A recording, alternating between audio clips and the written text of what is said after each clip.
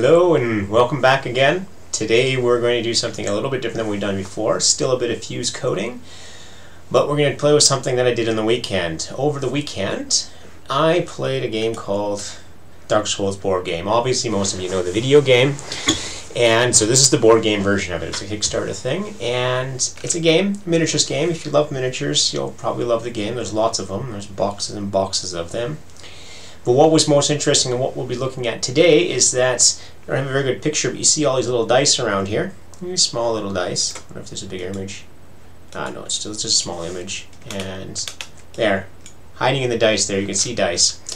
The game works by having a lot of stats cards, and the stat cards have various dice rolls. You might have one black one, one blue one, and one orange one. The black ones are the worst, the blue ones are better, and the orange ones are the best one. But it's often a little bit hard to decide what you want because it doesn't make a huge difference. I quickly calculated that day a lot of the stats, but now I'd like to make a little tool that actually does the calculations I was doing. So this episode will be a little bit, very little bit of stats and expected values, and not so much, we don't need them too much, but then a lot of fuse, and I'm going to try and do it in the new model stuff again. I'm going to start from scratch. I've set up a Git repository for this. I just called it dice on my repository, and I'll probably commit that at the end of this session, and I'll put it up there and maybe make some cleanups afterwards. And you can see my project so far is I just did the basic one to get the tools running. As usual, I'm using a bunch of custom branches to our tool right now, and in custom in that I'm trying to get access to features that are on either the beta or not quite released yet. In particular, I'm looking at the model one in this, the model feature, and we've used that in the Netrunner one, and I'm going to use it again here. We'll be doing all our data with the model system as opposed to the other JavaScript system. It's still JavaScript, of course, but it's a little bit cleaner. And at first, I'm just going to do a single page app. I'm not going to attempt to do a lot of navigation this time, but you'll see there's some of the dice editing that we will have a few bits of navigation-like things. So the basic, okay, to describe the type of UI we want, there's not much here yet. Basically, I want a list of dice, and you compare them, and it shows the score. And that's it. We modify the dice and see what happens, and we'll just start from scratch and see what happens. I'm probably going to open up a bunch of files for reference because I'm still not comfortable enough with some of the syntax to just do it off by heart, in particular when it comes to the JavaScript and importing. I'm getting used to it, but I sometimes need a little bit of help to get it set up. Okay, and the biggest one we have here is, let's start directly. I don't like working directly in main view. We can create a page for it. And should I create a page, or let's just do it in one view right now. Let's just simplify it, and we can always add pages later. So the key thing is model, and we want to have a, let's just call it main state. Main state's the easiest place to start, and we'll create a new file. And I'm going to create a subdirectory here. Come on, where's that? It's down here. New folder. Again, Mac is actually not my main operating system. I usually do everything from my Linux system remotely and just run it on the Mac. So I'm actually not so good with file commands and stuff on the Mac, especially editing. So let's call this state. There's a reason I'm calling this state is because we're calling this the state system, the state management, and basically this is your business model, the business state, and main state will be the entry point to it. Export default class main state, and we have a constructor, doesn't take any arguments, and I always just like to start with a title, and that comparator, really catchy name at the moment. And what our project file probably doesn't have is we need to include JS as a Fuse.js file. This will include them as transpiled files, so we can use JavaScript 6, or I guess JS 6, or whatever they're calling it, without actually being supported on devices. Again, in particular, some of the old iPhones don't support it, and probably a lot of the old Androids don't support it. And if we did this right, we're probably going to need a forced reload there. So value equals title, alignment equals center. And I'll use large font sizes everywhere for the purpose of streaming, that we can see them better. And title not found. This is clear because we added some JS files. Either I screwed up this JS file or I need to reload this.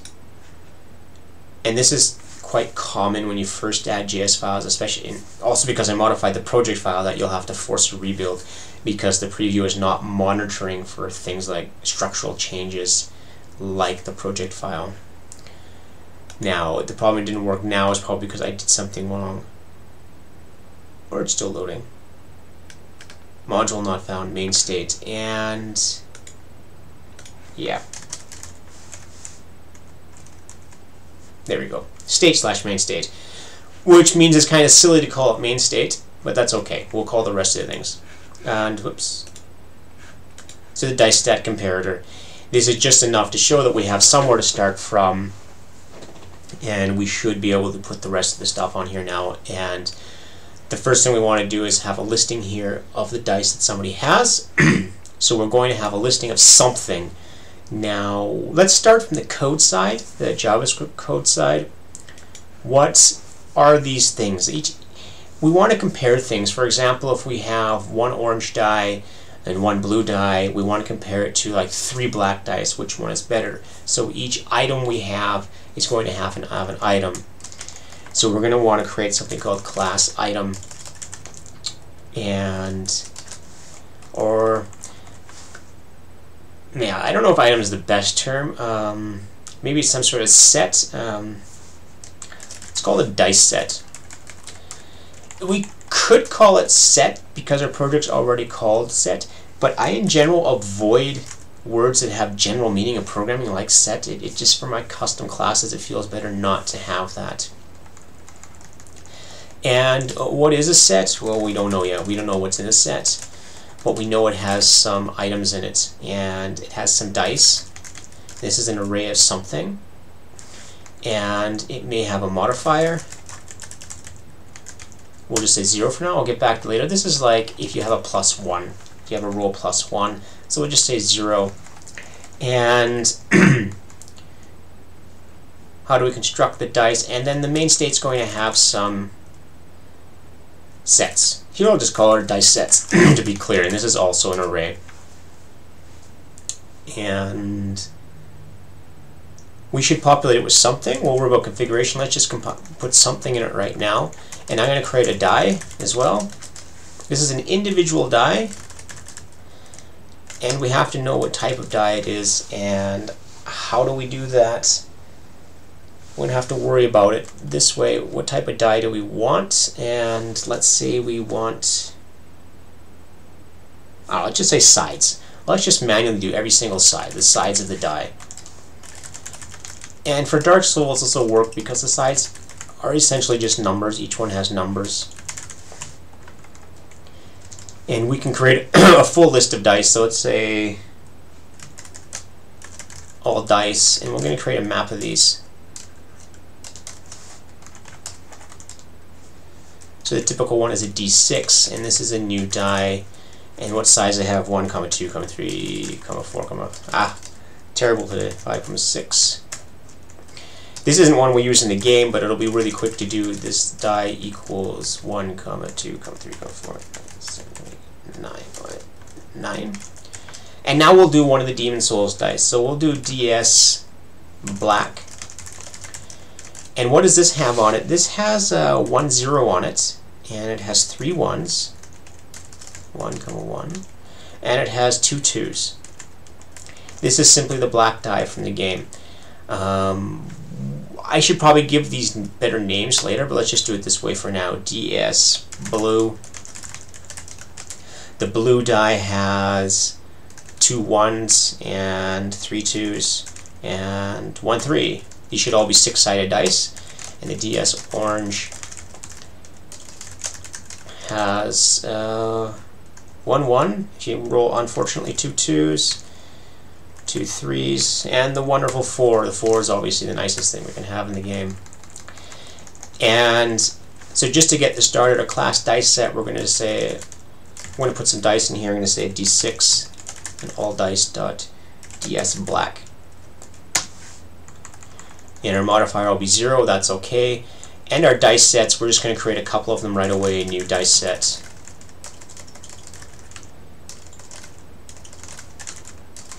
New dice set.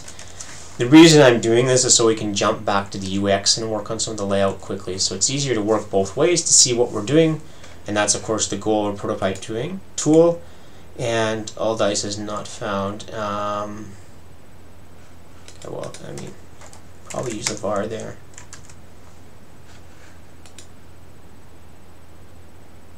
Okay, that's probably okay.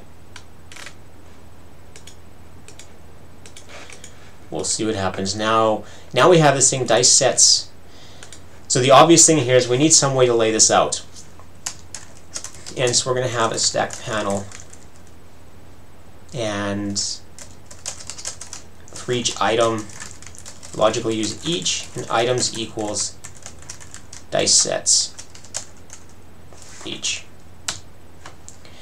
Now for each of these dice sets, we're going to have a little bit of layout. And I'm going to split this off right away because I don't really want to have it all crammed in here. So we're going to say dice set. I'm going to start reusing this name. I just love reusing names, but that may not be so good. Yeah, okay, I haven't created dice set yet, so that makes it obvious. Panel UX class equals dice set.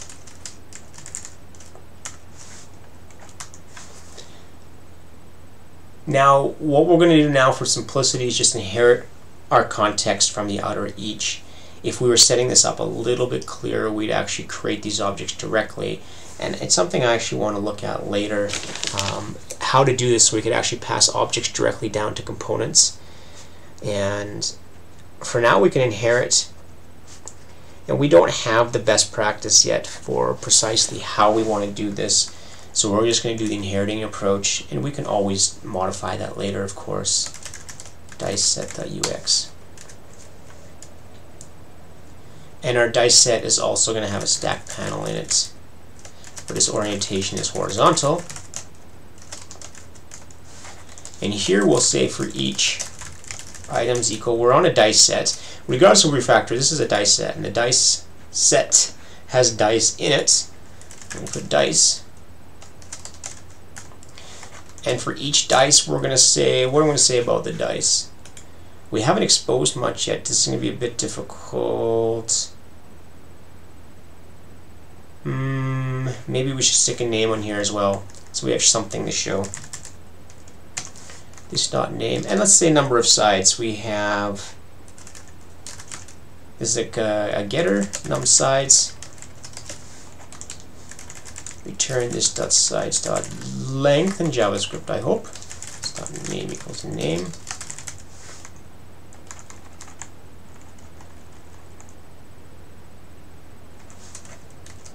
At least just the same name. D6, common D6, common D8. Probably put graphics later. Dark Souls black. It's probably going to be too big, the names now. That's why we're going to switch to graphics later. Dark Souls blue. Dark Souls orange.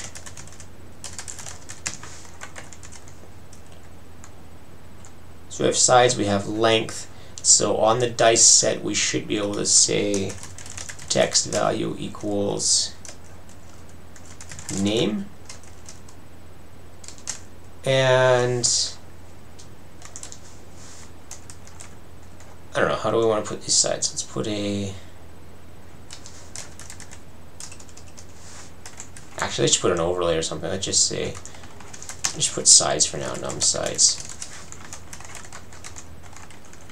Just so we can see if we have anything and see if we get errors. Okay. So that's it. It's there. Obviously, without any layout, that's not so attractive. We have a D6, and has number 6 sides. Dark Souls Black, number 6 sides. And we have 2 items because we created them that way. And that makes sense. And we're going to remove this title now because we don't want that. We're just going to worry about the individual dice sets here.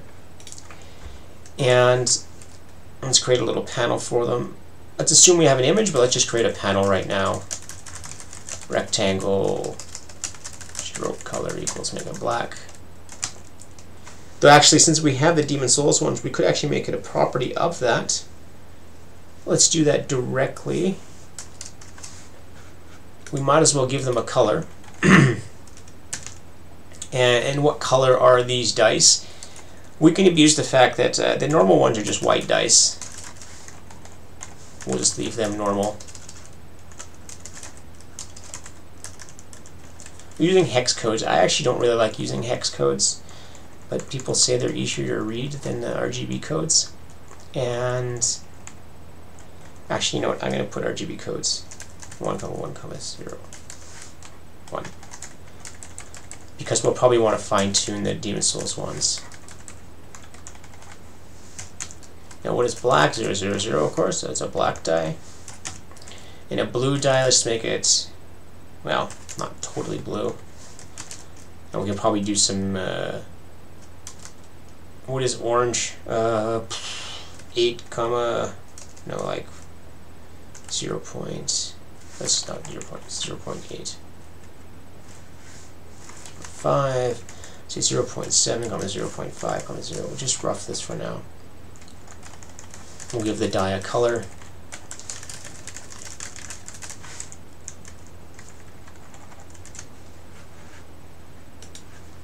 We're going to panel. We're going to say the stroke color is always black. Stroke width equals 2, corner radius equals 2,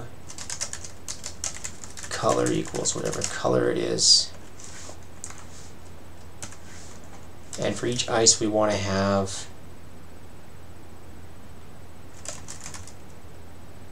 probably another, I don't know how to do this though, let's just lay it out in a stack panel for now, another stack panel. And we're just going to give things explicit widths. Width equal 80, height equals 80. Let's say padding equals 5. And the text, because it has lots of things on it now,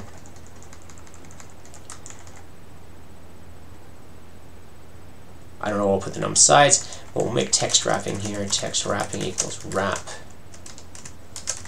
Max width equals, let's say, 80.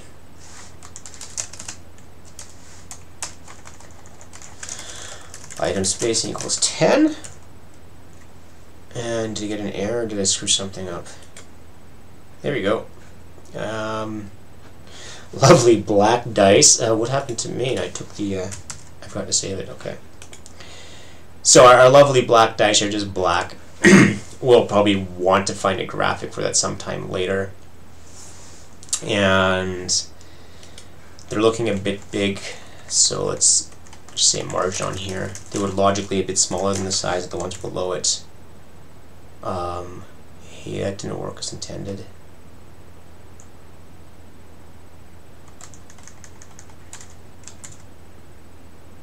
I'm assuming that the text is supposed to take up more space, or is the text just too small to see a difference?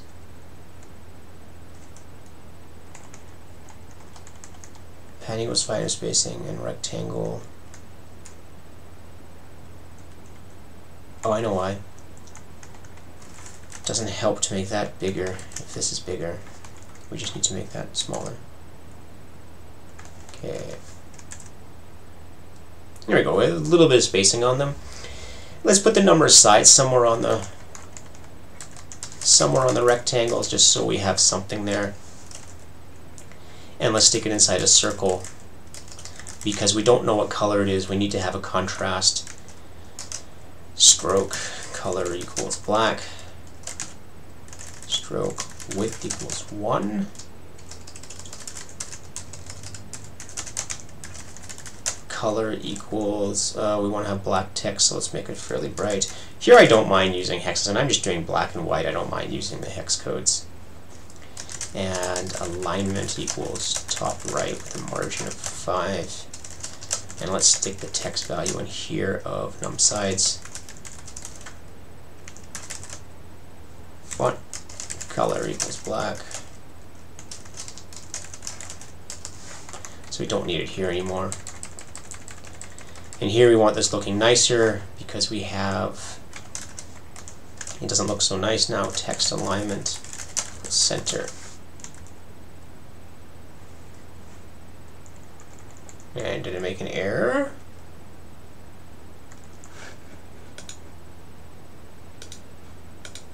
See log for details. Font color, text color. Okay. The circle is a bit small, so let's add some padding to it. Okay, great. That shows that. We have number sides. I don't know if that's really helpful or not, but we have something. Other than just a black box, we have something there. And make this a little bit brighter. And we have a line, we have the names of it, and that should be enough. Our item padding, we don't need, item spacing is way too much. Which item space is 0. That's because the top one has a margin. We don't really need the item spacing anymore. And we may be better off saying that the margin of this one is 10, 0 and removing this margin.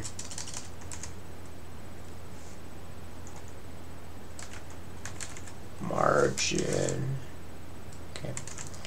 That looks like it more like actual dice selecting. Now we want to add one more thing to the horizontal stack panel, not just each. We had a modifier, and we want to say whether this modifier is positive or negative. Now the issue is we can't just write the value out directly, because if it's positive you're not going to show anything. So I'll show you what that means.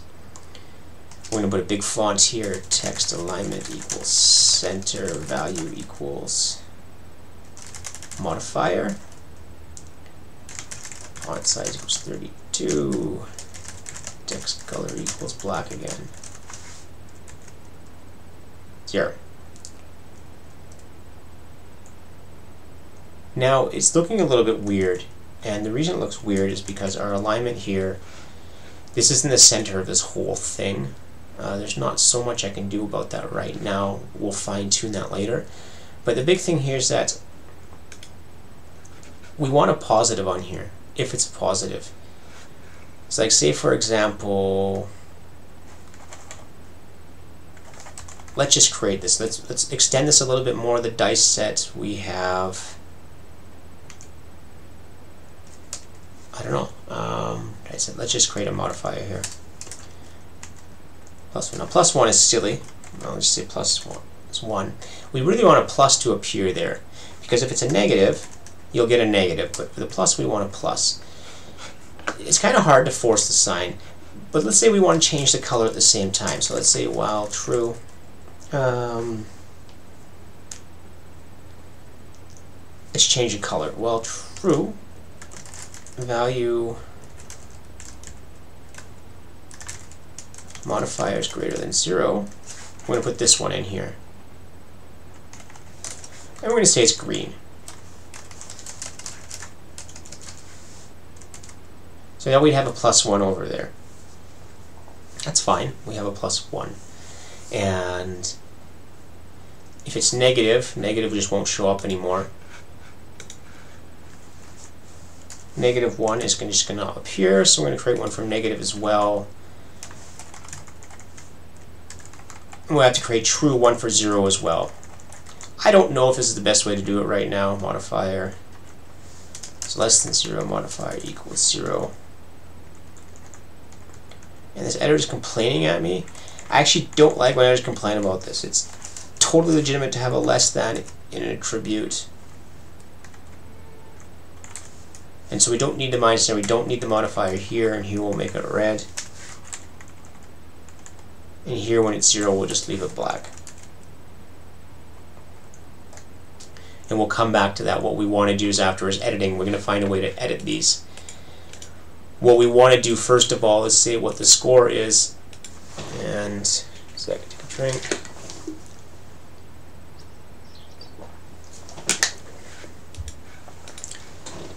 So now we go into a little bit of the expected value thing here. Is a die, a set has expected values on it. So we want to say get the expected value. This is if we roll out, what value will we get? And each die has this as well, get expected value. Now in the expected value combinations, yeah, let's agree. It's we probably should have one as the rest state.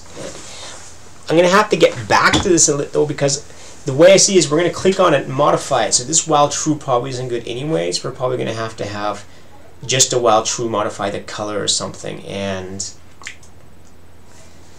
I can't actually.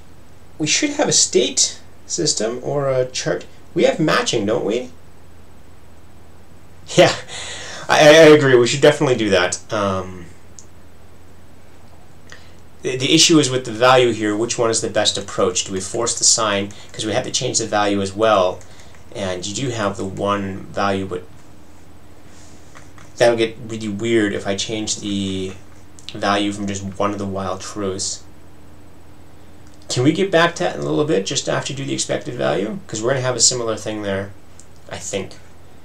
Okay, so let's get back to the actual layout of that, because we have to be able to click on that and modify it, and I think we're just going to undo that. I just wanted to see something quickly. Okay, so expected value. The expected value for a dice are, okay, normally what you'd have is you'd have, for each expected value, you'd have the value of the side, or sorry, quickly, value of side times chance of side. Now for a die, for example, the expected value of getting a 5 is the 5 times 1/6, because you have 1/6 sides. But because we have the same chance of all sides in these, we can actually simplify this to be the sum of all the sides divided by the number of sides is the column.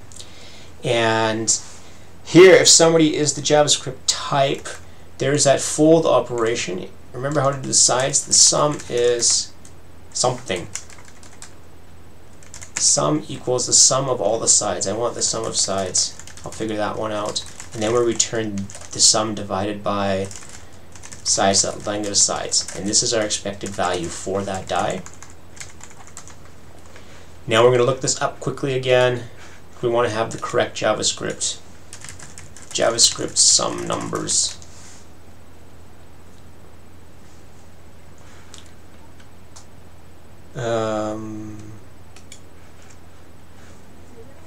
I always forget this part. How do you sum up values?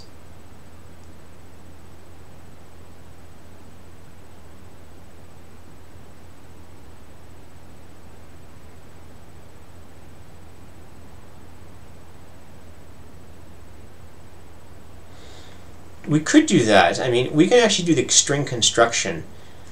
Alright, you keep drawing me back to that. I just want to... Okay, I'll come back to that right away. Just let me do this one expected value, then we'll come back to that. How do we do the sum again? I want to find that quick way, the quick way to do the sum.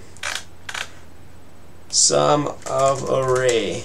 I know there's a quick way to do this, JavaScript array sum. And these are probably all the old way, aren't they? No, I don't want a for loop. I want the one without a for loop. Okay.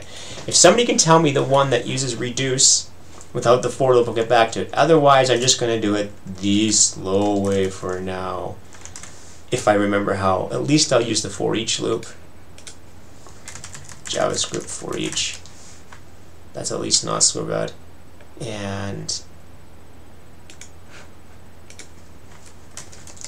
this dot size, that for each. Sum plus equals, oh, we need a value.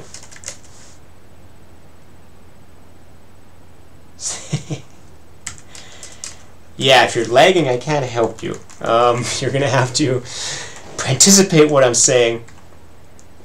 But I will get back to that display. Just, I don't know if I'm lagging. I can never tell. I don't have enough equipment here to actually see. When I start it up, I actually have a relatively to twitch. I have about a 2-3 second lag, it looks like. but I try to pause in between my sentences. Hopefully it'll work. Okay, so now we need the expected value for all the dice values. Sum equals 0. This dot dice dot for each die, we're going to have sum plus equals d dot expected value. Sum plus equals the modifier. Return the sum. That saves that. In the dice set, the last thing we want in the stack panel, and this is probably going to change it, we're going to put a text value equals EV. We don't need the EV part. We're going to say expected value font size equals 32 again. Let's see if I got all that syntax right. It'd be surprising if I didn't make an error. Of course I made an error.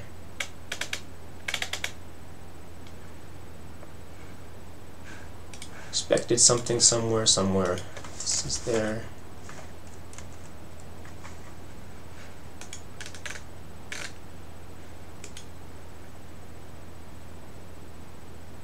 Expected value not found. That's weird. We are on a dice set.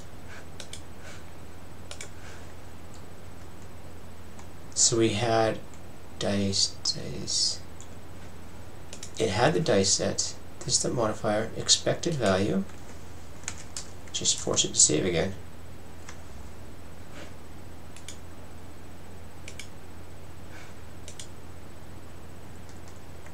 Well, that's weird.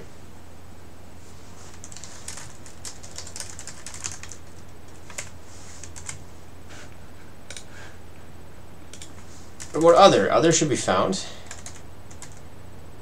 8 is found. So expected value. Why do we not find expected value? Expected value. This is how we do a getter, isn't it? Expected value.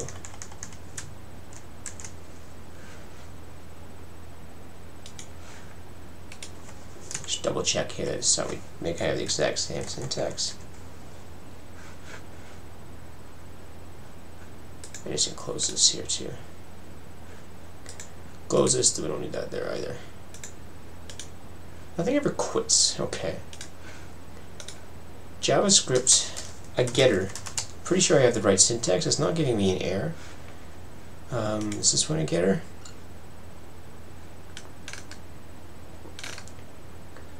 Get latest. Okay, it does actually say that. We have a getter. Why does it not work now?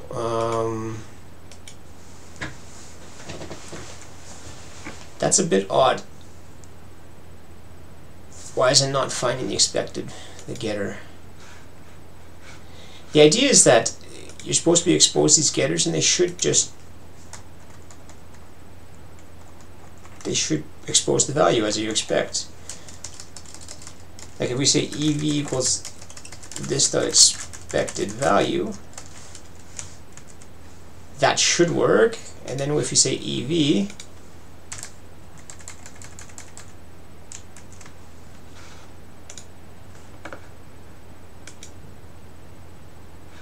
this dot dice dot for each is not a function. Why not?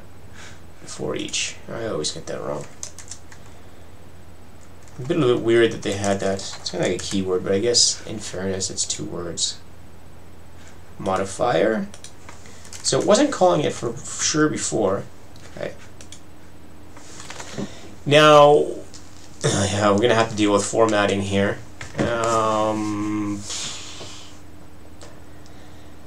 Formatting is a secondary problem. I want to figure out why it didn't call expected value, but I can figure that one out later. Getter for expected value. I'm just writing these down. I keep my list. And we're just going to do the rounding here. 100 divided by 100. There we go. So we have the rounding right there.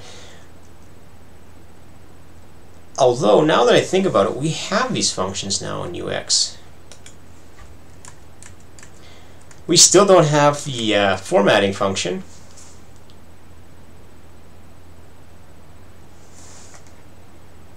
Do you think the... Well, let me check again. I said that maybe my syntax hash prevented it from being there. But you'd think there's an error then. Ah, that is true. Okay. Well, that's really interesting.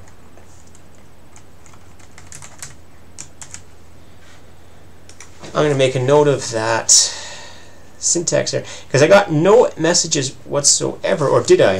Is it in the other one? Oh, it was in the other log. Yeah, I think it's this logs. I always get confused by this log and problems, and I also kind of think we should just merge them, because if you're in one, you don't see the other ones. And I was looking at problems, and I obviously had a problem, and it wasn't coming up. Okay, so I want to format this. I only want 2 values, and we don't actually have formatting yet, so I'm going to do it the horrible way. Well, not horrible, but it's divided by 100. Oh yeah. Because we're in a string, I can't just do the expression directly, because it's doing string formatting then. So that does the same thing. So I don't have to do it in JavaScript. This is better. My JavaScript doesn't care about the formatting, so we do the formatting right here. Now let me explain this UI a bit more before we go into editing. What we have is we're saying, what is the expected value of these rolls? If we roll a d6 and one of these black dice and we subtract 1 from it, we have an expected value of 3.67. And just to show this is working, if we change the modifier to 1, that should go up to 4.67. Or 5.67, because it's actually a 2 difference.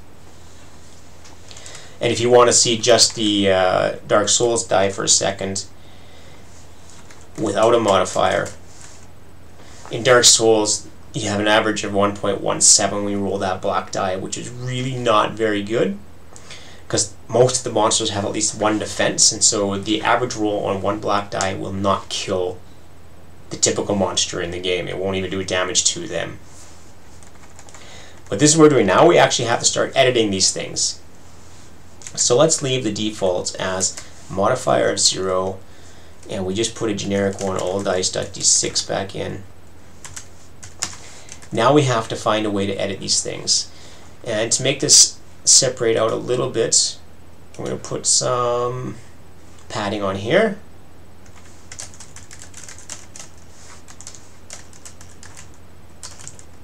Rectangle, corner radius equals 5, color equals very subtle, we want layer equals background.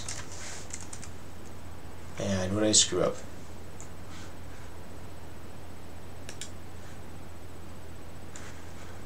Background is not a good value. Good. And some spacing here. Stack panel. Margin equals 5. Item space equals 5. We're ultimately going to need a scroll view, so I'll stick it in here right away.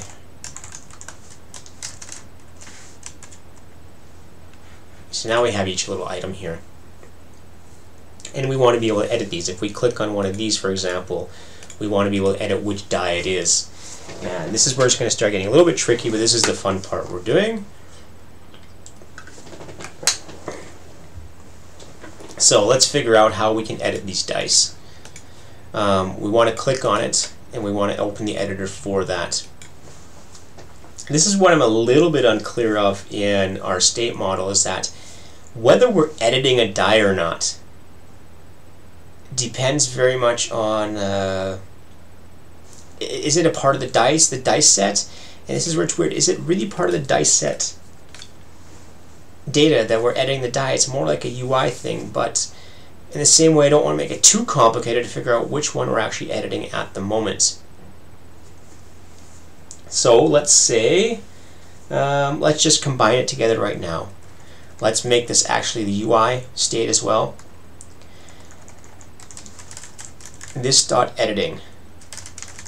No, we're not editing anything right now. Okay. Now this is where I'm not entirely sure how we're going to do this. We're going to have an each. We're going to have a function saying edA-qa, and this is going to take the context args. Let me see how this works first. So we have the dice set.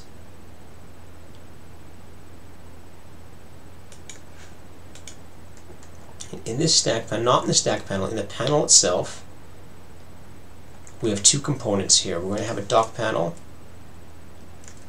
or an outer stack panel. I think this is a... Well, there's only two components, it's hard to decide what to do, so I just do a stack panel. This is the outer one. And at the bottom of the stack panel, we're going to have the editing bits. So while true, and this might be new functionality, I hope it's all merged.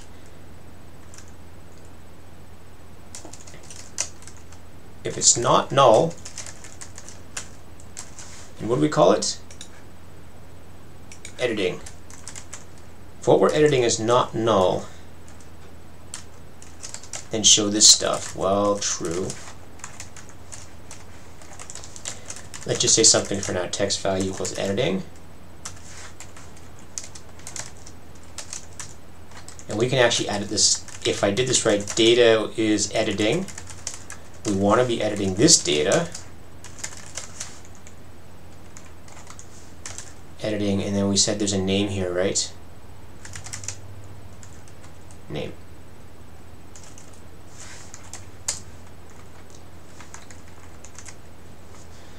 No, it doesn't look like we got a horrible error. Oh, we did. Is null, is null.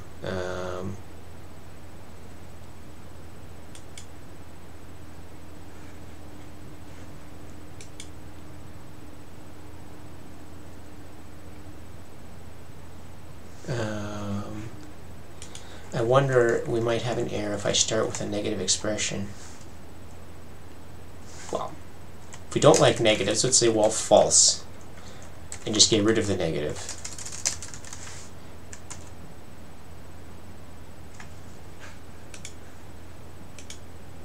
Okay, and I'm going to write that down. Negative expression doesn't parse correctly. And what we want is on these dice here, if you click on one of them, where should you have to click? Let's say on the die itself. So this is going to get weird because we're going to click inside the dice and the context will be... Okay. Okay. Let's just stick it right here. Clicked. And what do we say? Clicked equals edit die.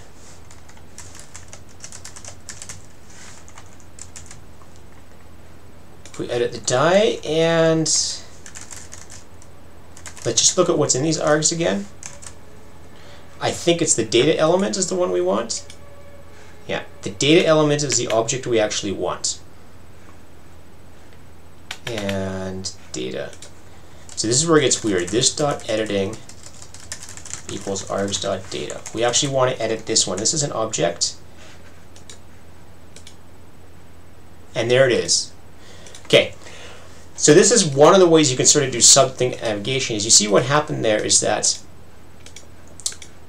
when I click on one of these, it calls the edit-die function via the clicked. And in main state, I set this dot editing to that data. This is actually the die objects.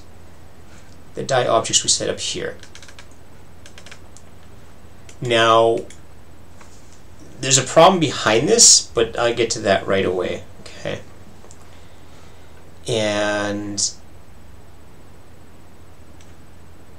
But what we did in the UI is we said as long as we're editing something to null, we're going to show it here. So let's actually put a separate little thing here too. We're going to put a little,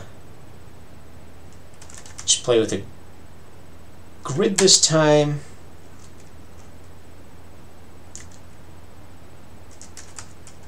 Let's do stack panel again.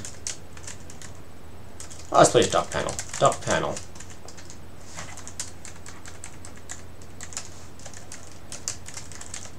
text doc equals left value equals close, and we'll make it, we'll put something else there. So let's close edit.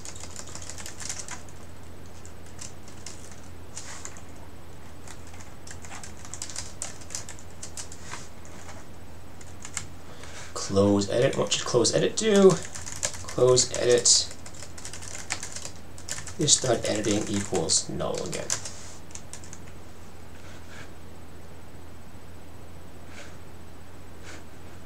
And there we go. So now we should have a close button and a close of it. And the way this is working is simply by going to the null back and forth. We don't have a very good UI here yet, but that's okay.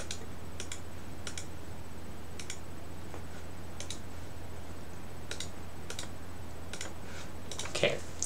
Now we have a bit of an issue here that these dice, these are like static dice. We don't actually want to edit the die. We want to edit which die is chosen. So we actually have a list of dice. We say we don't want to edit which die it is. We don't want to edit the die itself. We just want to edit which die it is. Now I'm trying to think of what's the best way to actually do that without too much indirection. If we have, wow, how do we do this? Let's play with my little ball here. These are the things I do for thinking. My thinking yoga balls. They're always fun. What can we do? We want to select the die. We want to open it up. We want to know which die it is. And okay, so editing die is fine. We show it, but the name doesn't make a lot of sense. Now we have to show some sort of selection here. And we could use a selection engine, but I think we have a hard time attaching directly to an item. So let's do it a different way. Let's take all these dice first of all, and we're going to stick these in. All dice equal all dice, so we can get access to them. And we're going to stick it up here in the editor.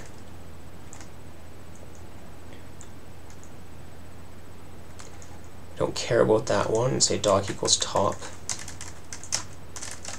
We probably don't need that at all. Wrap panel. Each items equals all dice. This comes from the main context.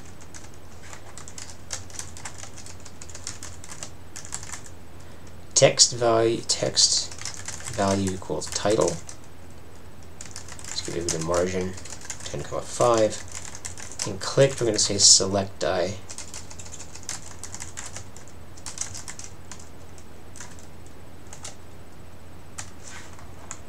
These might be too small. Let's give them actually a background.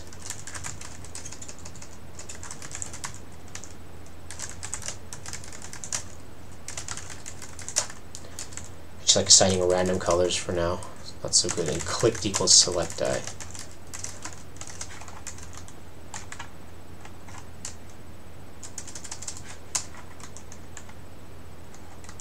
And this has a margin. Margin is 10,5. And I'll put a padding in here as well, 10, just 3. And because a minimum size of like 32 is a good thing for clicking, because remember, not using a mouse, this will be on a tablet or something. We only have 3 heights, so it'll be 6, that'll be 26. Should at least be 26, so the user has a chance to select this. So they select a die, and we have to have a select die function down here.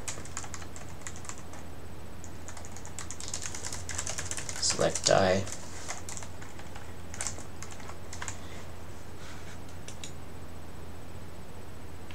Width does not have a property called doc. Where did I stick the width doc? Oh yeah.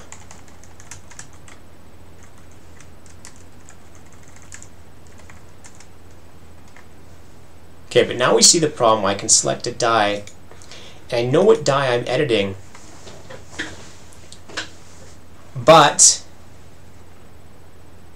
have nothing to change because I actually want to change the item in the array. And so we actually have no way to do this, so we might actually need an indirection if I intend on having these as static,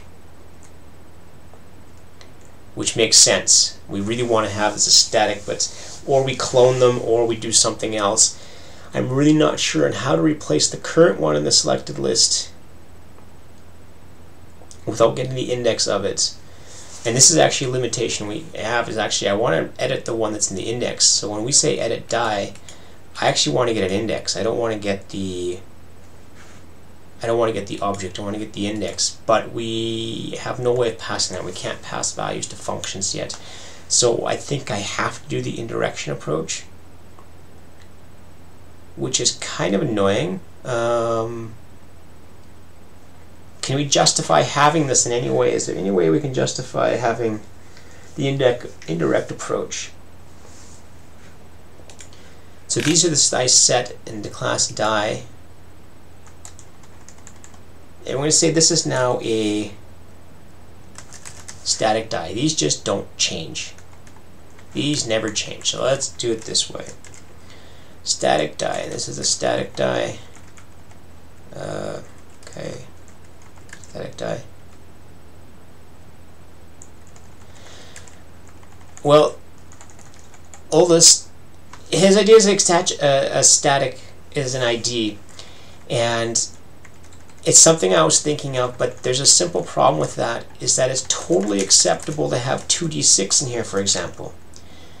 So you don't have a unique die unless I start duplicating all these things, but I want to assign this part.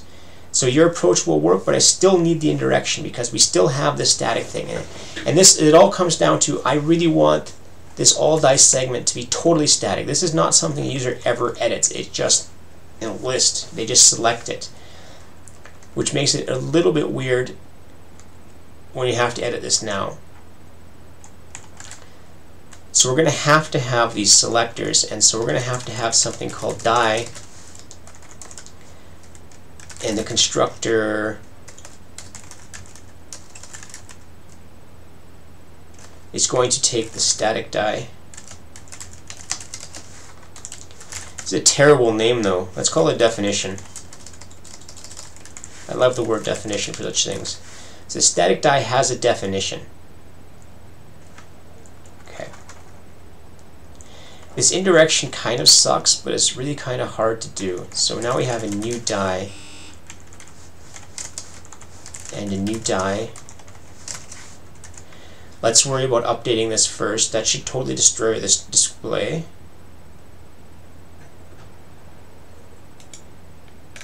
Problems, yeah. Sides. And for each item with dice, we want to do definition.color, definition.numSides, definition.name, definition.modifier, definition.modifier. Hey Jake, see you logged on. Definition.modifier. This is really not what I wanted to do with this definition stuff, but I actually don't see another option. Let's just see that this works first. Come on, reload. Okay, so we at least got back to where we were before, but we have, oh yeah, definition.not a number. Definition.expected value. And this is going to be definition. I could put pass-throughs for all of these, and that might actually be a better idea so that the UX doesn't actually see what we did back there. Okay.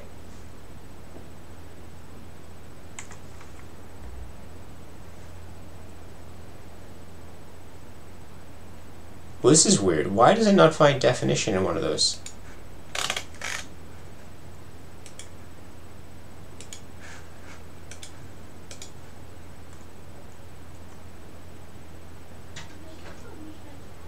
You know, I made a mistake there. These are not definitions. These are just the dice.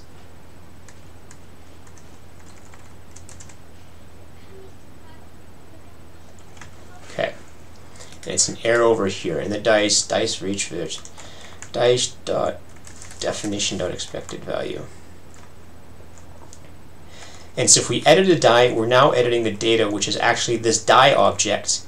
So now if we select a new die, what we can do, and this is the whole purpose, is that this .editing.definition equals the new args.data. We've actually selected a new die in this case. This was the whole purpose. We needed something to edit other than just the list itself. Name not found. Oh, come on. And again, we have the same problem. All die, select die.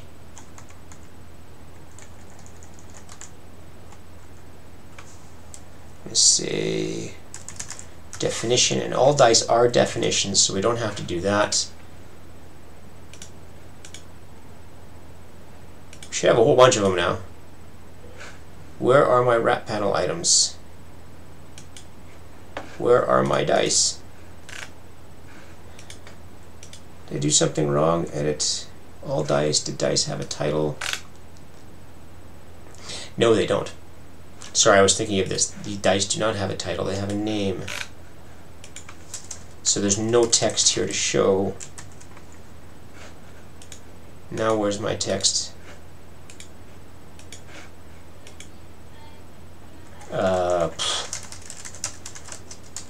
Let's just see if I have something here.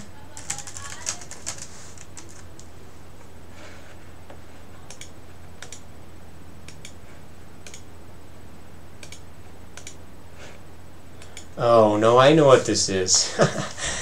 We had this problem last time and I forgot about this. We want to convert this set into an array. And I've totally forgotten how to do that again. So this all dice down here has to become an array. And how can we do that? We did that in the Netrunner one, so let me see if I can open that file for Netrunner. Where is that Netrunner? This was actually in the Netrunner DB. I think it was in Factions we did this. No, not that one. I'll open a file.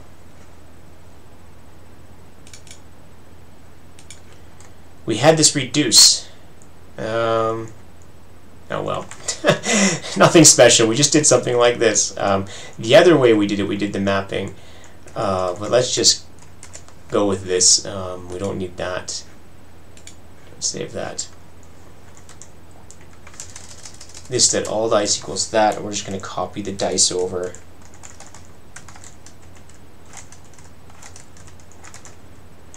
In all dice, this is now the outer all dice, I hope. This dot all dice dot push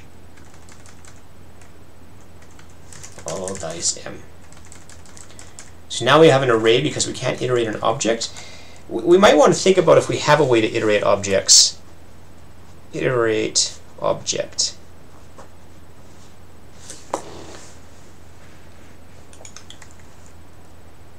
Okay, so now we have actual objects, and let's see, that was reloading. So if we click down here, now we actually see we have all these objects, and if I click on a different one, I get a problem. Oh, it would be too easy. Args is not defined. Well, it would be helpful if I pass args in.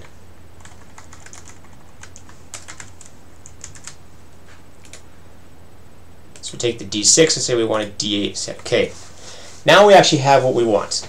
I can change the die, and you see it changes up here. Or if I want the blue one, if I want the orange one.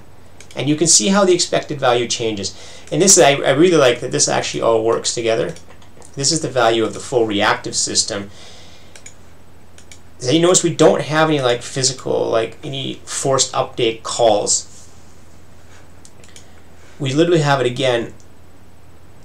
I'll explain again why I did this, why I have this die here. Is because the die is what we've selected here.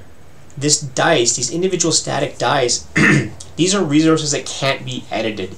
These are like constant read-only things, so we can't modify it directly. So even though we could have a list of dice here, what we needed was a way to modify these individual dies. And it feels really weird when you have nothing else on here though. But the purpose is we can edit this die. We edit this die, one here, and then when somebody clicks on a new one, it gives us something to change. It gives us the definition to change. Whereas if we had the static die directly, we couldn't change it because we just have an item in a list. We have nothing else. We just have that item in the list. And we don't have a way to deal with indexes yet, which I'm actually going to find a way to do. But what it really requires, and this is for Jake if he's still listening, is we actually need the UX processor to pass parameters to functions, and then we could actually do this. Because at the UX level we can actually get the index and we can avoid that pass parameter.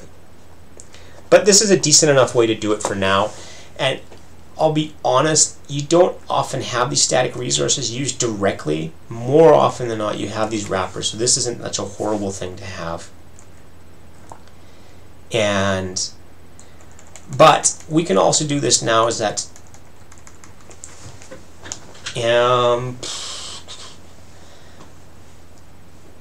yeah, we're going to find a way. When they edit it, we can close it again. Let's just say this dot editing equals null, because you're just going to close one and edit it.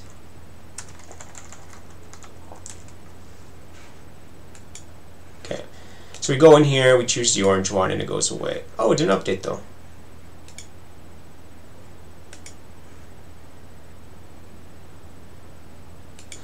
Well, this is a bit interesting. It's updated, but it didn't update that display. But if I take this off,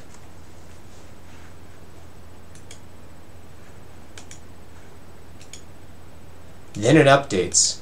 Okay, this just looks like a defect. And I'll figure out that defect. Basically, this is causing it not to update the outer one. Loses an update with this. Okay. So for now, we'll make it manually close. It's not the end of the world. Dark Souls black, you have to close it. So orange, you have to close it. There's probably a way to do this another way, but it should have just worked like this, and I'm just wondering why it didn't. It updated that, but it didn't update the definition, so it was getting really confused. Huh. Oh well, whatever. I'll move on from now. But that gives us our basic, and we can see how the expected value changes when you change the die. So if you have two d6s, the expected value is 7, and this is the classic one. If you play dice games, you just understand that. If you have two d8s, the expected value is 9. If you have two Dark Souls black dice, you have an expected value of 2, 3, 3. But now we want to add a way to add and remove dice from these things. So we have to have a little button to add a die. So how do we want to do that? We're going to add another ugly button somewhere, and let's just do that. The expected value is there, and we have that value in the middle, right after this list of dice. I'm going to create another rectangle.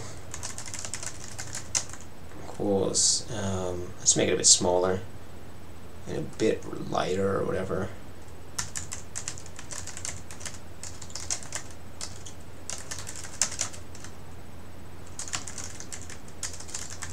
Clipped equals add die.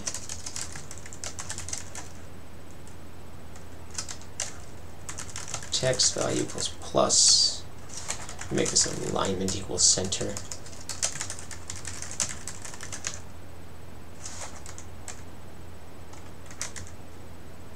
Well, Sublime has a weird wrapping. And then what did I want to say? I wanted to do a padding of 5 all around.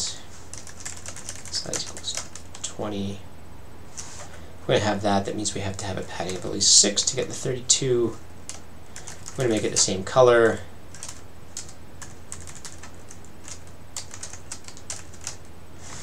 Rectangle. We should see a plus appear over there unless we have a problem.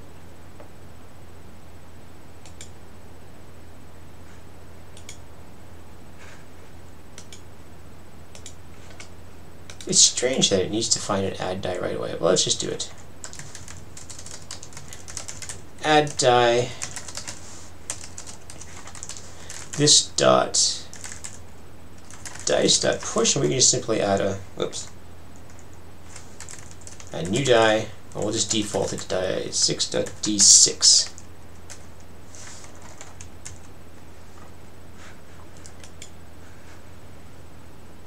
And I'm willing to bet we don't see it because I made it too bright.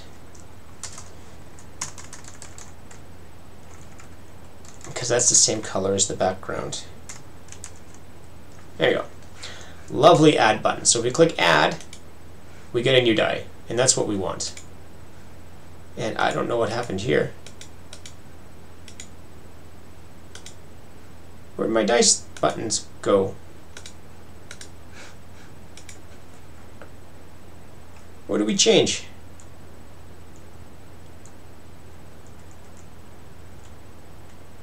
We've seen this error before. I suddenly have ellipses instead of text.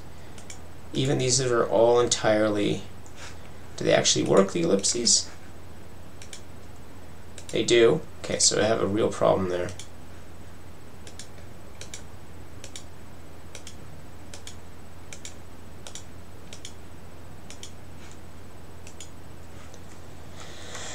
Then I'll use a stack panel for now.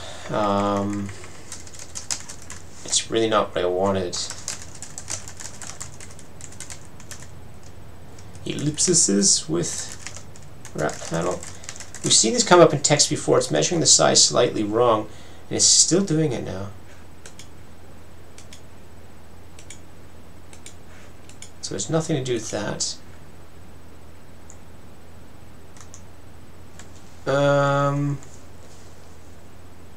I don't know what changed. Why is this suddenly not working?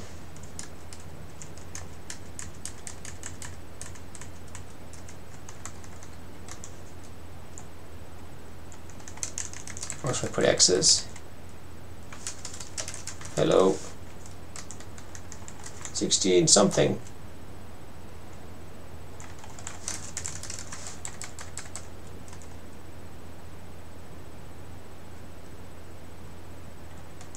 That's because I stuck these stupid widths on it.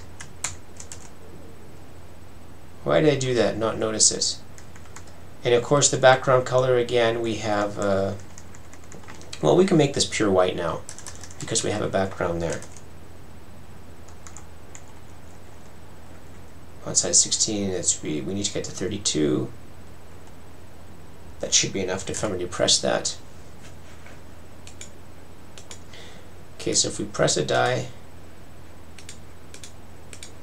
we should probably make it go right into the editor for pressing the die. So let's do that. If they're pressing a die, what we want to do is they select a die, and we quickly say this editing equals...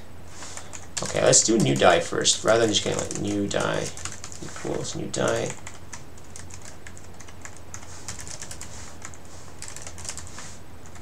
And this should immediately go to editing the new die. So if we click plus, they immediately go to editing it, and we just choose black, and that's where it is. And go back here and choose black. And now you can see the expected values of 3 black dice.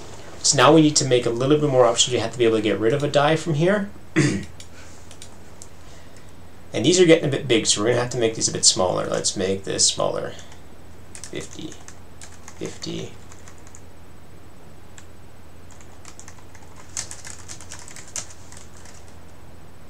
Don't really need to have a big thing here. And the dock panel. Now we have to clean up this dock panel down here. Dock equals left.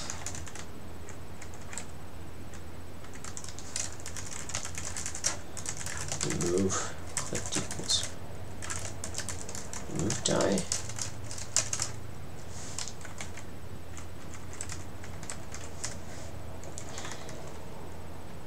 Okay, stack panel, let's give it a margin to the right.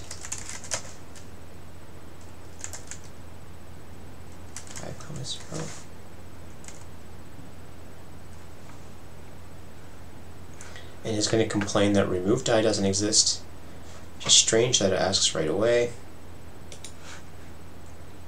There we go, remove die does not exist.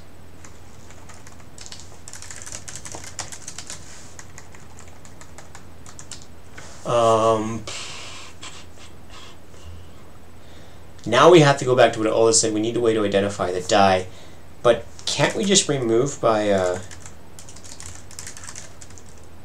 args.data?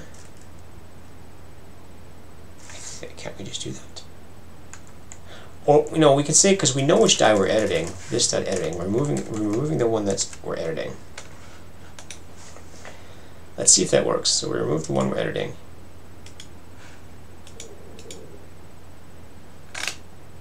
Remove. Okay, so how do we remove something from JavaScript?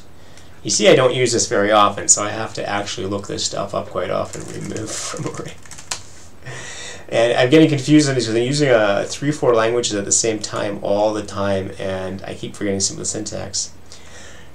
This also doesn't help, that to remove something from an array, you call splice. It must be slice, not splice.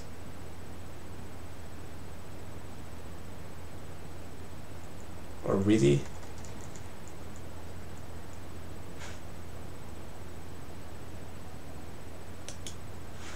This is like I don't know. Having a fundamental behavior called splice is just... But I need the index of it first.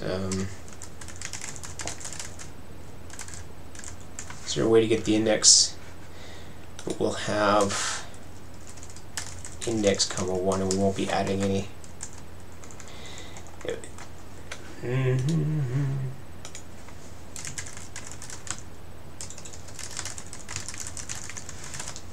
You can see how I program. I look up lots of stuff.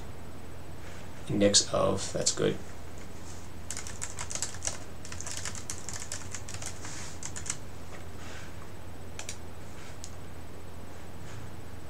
Are near here somewhere?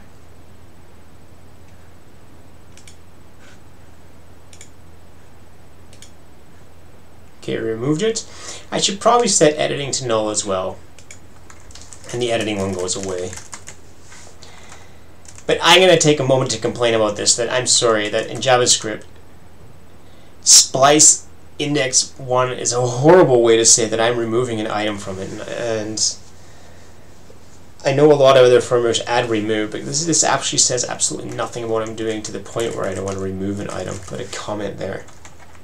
I guess I use it very often, but splicing, even in English language, does not mean removing stuff. It's like a bad name. It's just a bad name. I'm sorry. And it's going to be next time too. I'm going to forget the name because, yeah, well, that's what happens. So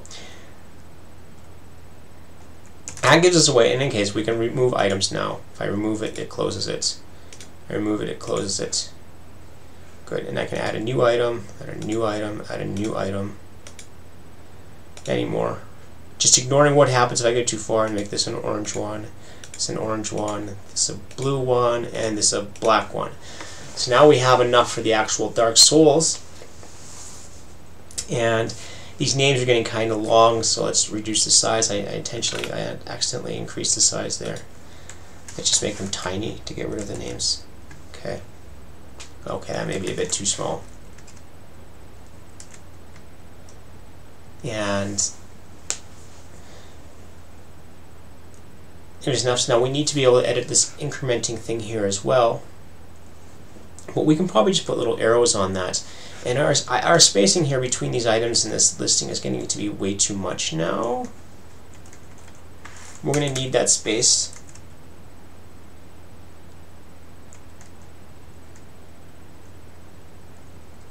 Still quite big, and we're going to actually make this text wrapping 60 as well. It doesn't need extra space now. Just decided that. So we have more space for dice. If we need more than that, then we have a bit of an issue. We could use a wrap panel here, and maybe that makes sense. Maybe wrap panel makes sense, but let's just leave this for now. This little bit at the bottom we have to change so it looks like we're actually editing something. We'd actually want to highlight which dice we're editing right now. And you might do this because we're not using a selection engine, we're not using control. We have to figure out some way which die are we editing. I'm going to actually see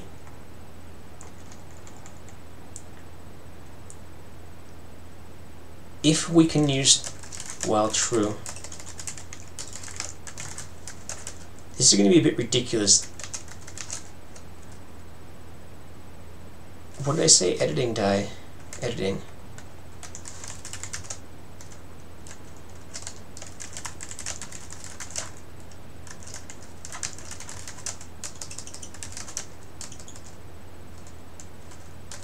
I just want to see if something shows up.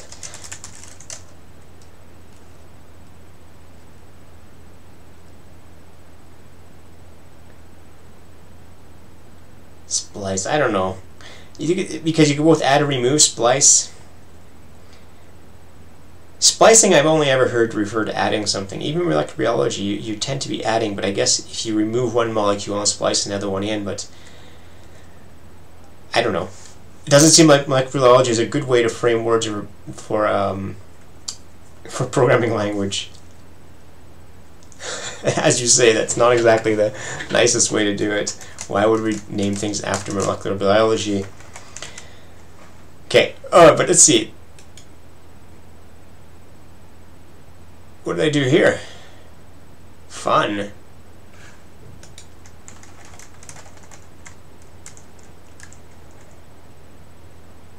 Actually, let's just stick it here.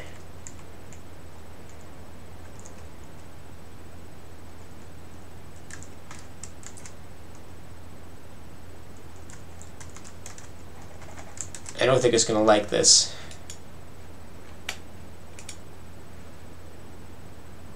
Failed to properly reset. Wow, nice. Let's try rebuilding it then. I have a fear that this is doing something not nice. I'm hoping it compares objects, but there's absolutely no reason for me to expect that it is comparing objects. So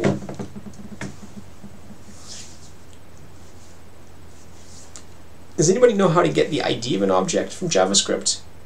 Is there an actual comparable ID? Or do we have, or can we use object comparison?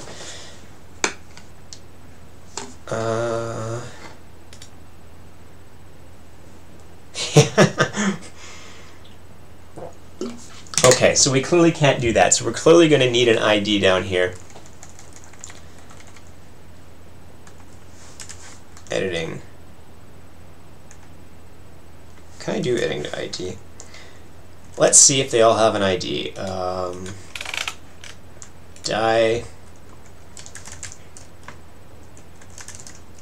ID equals 0. This dot ID equals die ID plus. It's hard to read a bit. And this will be really back to full circle to Oldis's idea that they have IDs. We're going to have to reload this because it's not pleasant error.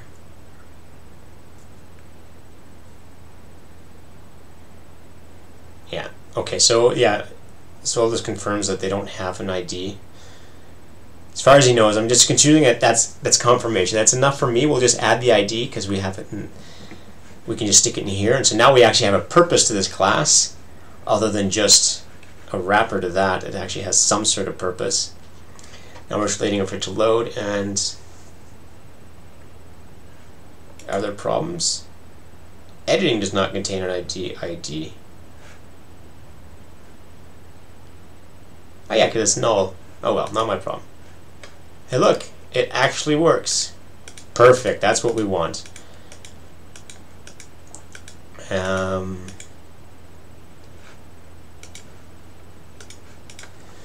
So now how do we want to change this?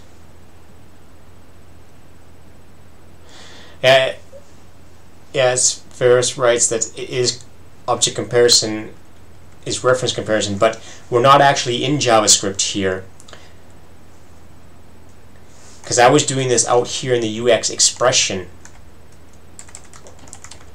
And when we do the mapping between JavaScript and UX, we don't have the actual JavaScript objects. These are mappings, and they should be the same object. But this is why I guess that this wouldn't actually work, is because I don't think anybody implemented this before, equals for an object. Because it's our own expression language, we'd actually have to add this. And there's a question whether we should actually add it, because these are supposed to be the same object. these could be wrapped differently. I can't guarantee it. So I think the ID approach is going to become more of a best practice. Say, hey, look, this is the ID approach. Just do it this way. Then there's no magic. Then there's no weirdness actually happening. But now let's clean this up a bit so we can do a little bit of editing. We want to not do the while true here. We're going to put this whole thing, the whole stack panel. We want to put a whole panel here.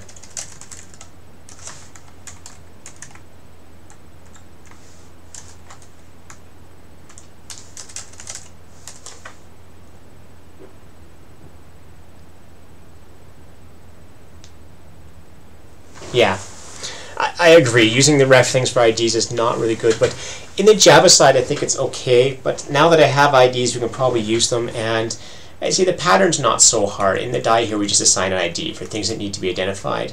What we do down here, for example, the index of is using reference equality, and we're relying on that. And I don't have a problem with that, but that doesn't equate up to the UX side. And yeah, I'm not really using it as an ID. I mean, I just want to know which one's selected. And I'm not sure about the pattern here, but wait, it is something. Whoops. What did I do? Okay.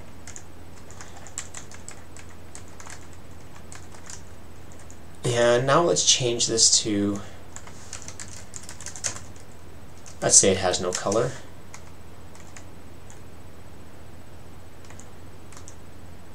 Actually, yeah, I'm not sure. The reason I'm wondering about selection here is because we have a selection engine and we have a page control of this stuff, but I'm doing a weird type of control. I'm wondering if this is the right way to do it. Just call this outer, and if we're editing this, we're just gonna, whoops, change outer.color equals well, what do we want? This is EEE. So it should still be EE. What color do we want editing it? I don't know. I'm terrible at such things. Let's make it slightly blue. I just want to show that the things are connected together.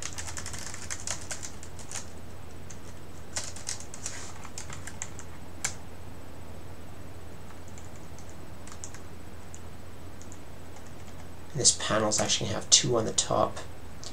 And then this bottom dock panel, if we match the color, I should really use an ID for this, a resource, outer color equals E5, EEF.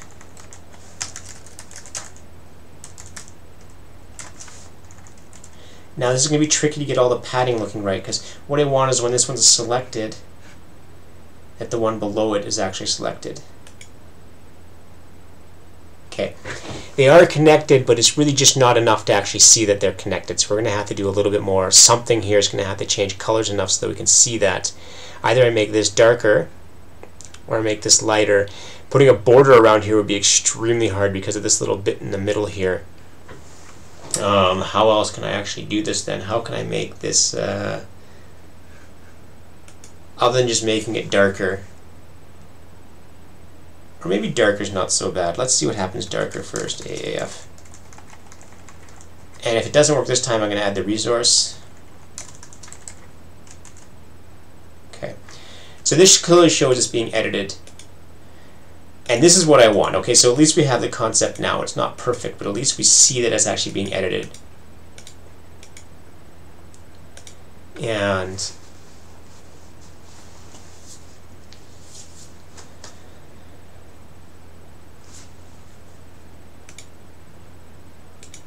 okay. Close. Okay, this is editing. This has caused this error, so we can actually say this now is null editing. Then we get 0, otherwise we get editing.id. Wow, I wonder if this works.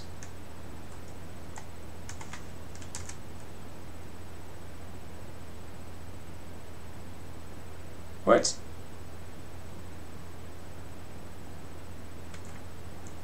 Something like this, editing.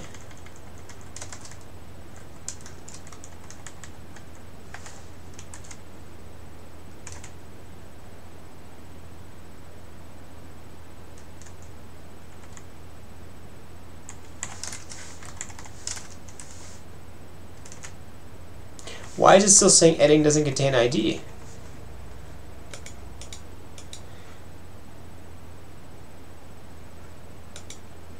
There's something weird here. We have is null. And a 2D here. Something here should have worked. Editing does not contain property ID. This is explicitly why I'm doing it. Saying I want to say, look, if we don't have anything being edited, then just use 0 for comparison, which really means I should start at 1. It's usually better. You should never start at 0 for IDs. Ever. Just start at 0. The reason it doesn't work is, I don't know, but it still works in the end. When we press close now, okay,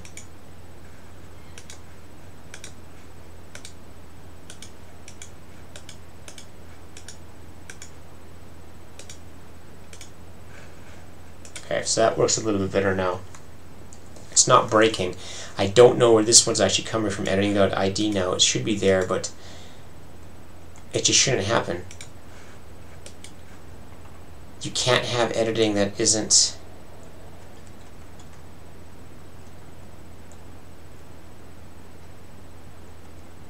Yeah, I don't know. I don't know for sure why it's there. Okay. But this gives us most of our basic editor. I don't know how much longer I'm going to go for this. Maybe let's put the expected value over to the right, or this should be... Let's do that. The expected value, instead of a stack panel, I'm going to use a dock panel now here. Dock panel.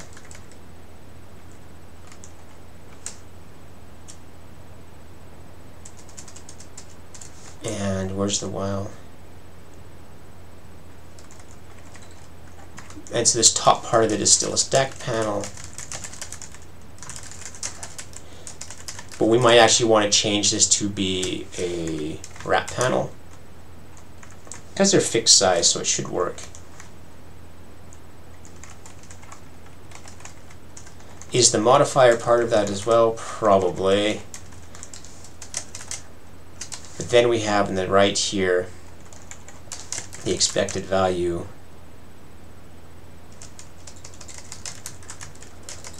Rectangle color equals, let's just choose something, CDC.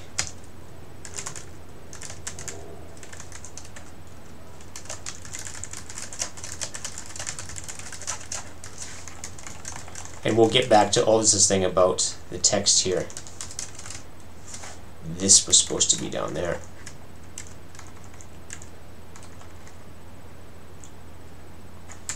Now let's actually see if this works with the wrap panel.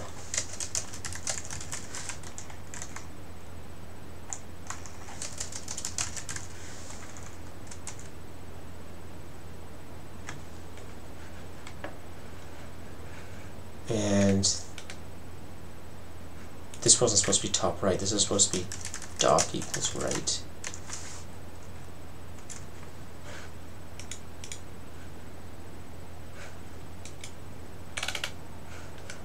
We're supposed to close this stack panel somewhere. Let's say dock panel as well.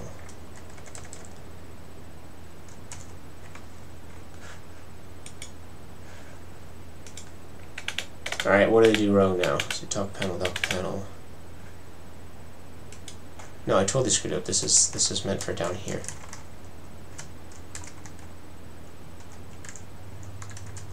Expected value should go off to the right. The wrap panel should include the modifier item.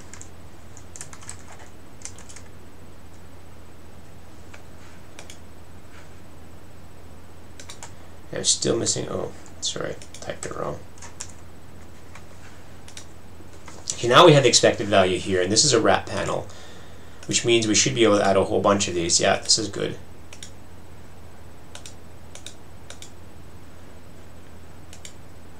And we can change them all. If you have multiple lines, obviously there's no way to form the connection for the bottom one, but this is an unrealistic sort of scenario. But it's good to support these things just to check, because you never know what screen size somebody has. It's not perfect, but it at least degrades. And we have these comparisons, and we can remove this die. Let's remove this die.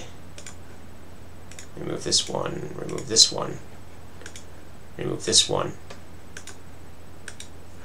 Okay.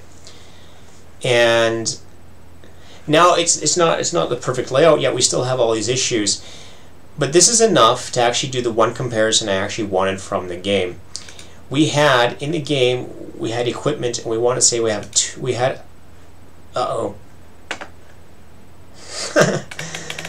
Right, so just as I say, I can use this thing and we break something, so let me reload that there.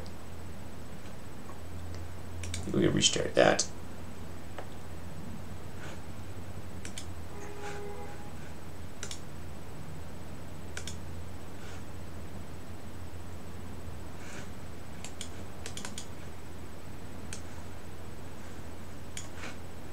Okay, so what we had in the game is a situation where a person had 2 black dice, actually modifier +1, so I can't do it yet, compared to 1 orange die. But let's do the orange die, remove this, and an orange die.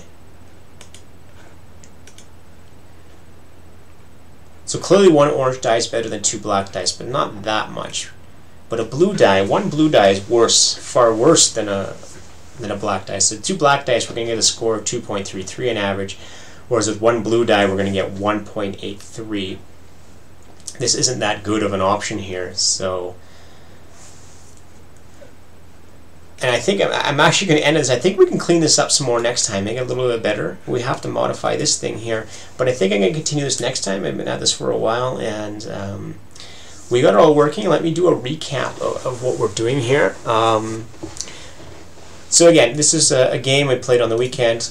Dark Souls board game, lots of pieces, lots of models. If you like models, decent game. It's based on rolling dice and having stats, and you do a lot of upgrades. And what I'm building is a tool that you often have situations in game where you have these dice. You have, for example, 2 black dice. I don't know why that thing's not going away. And you have a blue die. And you want to know, well, which one's actually worth more? And so this tool will say, okay, given these 2 dice, we can actually see which one's worth more. And it's actually, in this case, well, no, you shouldn't upgrade from 2 black dice to a blue dice. That would be a bad option because you have a significantly better roll with that one. I still haven't put the way in to edit this value here. And actually, I can quickly do that one. Let's just remove all these wild trues. And we're going to say text input, some modifier. And this is a little bit dangerous because it doesn't force the type. And we can go here. Should go here.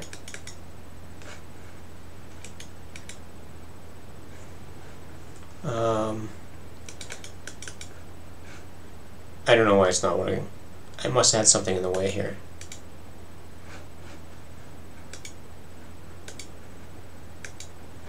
Rebuild because maybe something text input. But the idea is that we compare these things, and so the way I'm doing the game is that we're state driven, and this is all from the main view. We have state, main state, and our state consists of the main state, and we have a set of dice, and these are the dice to use actually editing. I didn't provide a way yet. We have to provide an option to add a 3rd set for comparison. Sorry, there's a phone ringing here. Let's ignore that. And for each dice, this part is just to convert the dictionary of dice into an array so we can show them, and we show those dice when you select it down here. Those are all the dice you can select from. And yeah, okay. This is my fear. We can't do this quick way. The one I changed, this expected value thing, we can't quickly make it to a text input. We're going to actually have to, I'll revert this for now. We have to find a different way to do that so we can edit that. But I'll show how that works next time. I can probably just have a slider for that. And oh, somebody really wants to call. And let me just rebuild this again. Okay, whatever. And for each die, so in the main view we have an each for each of the dice sets here, and for each dice we show one of the dice sets, and the dice set has a set of dice in it, and for each die we show what the options are, the color, the name, and importantly we're showing the expected value. And the expected value, where we come from down here where we output the expected value, this is a calculation in the die. The dice set has an expected value, and this is a getter. And the getter goes through each of the dice and gets their individual expected values, so that when we have the dice, we want to say which one's better. And so 2d6, 2 black souls, black dice are worse than 2d6, and orange one's good. And so the obvious one is one orange one. Let's remove this. Is an orange one better than 2 blue ones? So let's go blue. Let's go blue. Let's close this. So no, an orange one's not better than 2 blue ones. And the other one is I'd want to add another one down here. Is an orange one better than 3 black ones? And no, of course not. It's not better than 3 black ones, but is it better than 2 black ones? And yes, 1 orange one is better than 2 black ones.